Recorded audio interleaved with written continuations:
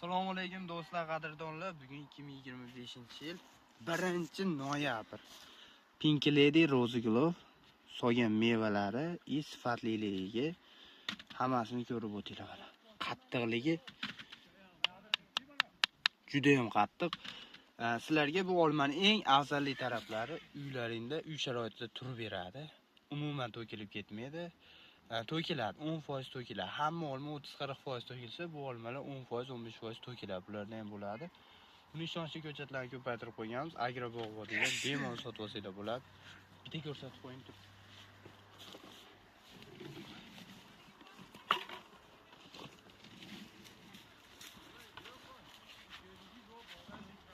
Mana biri. Mana xuddi shu holatda karobkalab uyingizga omborxonaga solib qo'yasiz. Xohlagan paytda erta bahorgacha sotsangiz bo'ladi. Bo'ldi?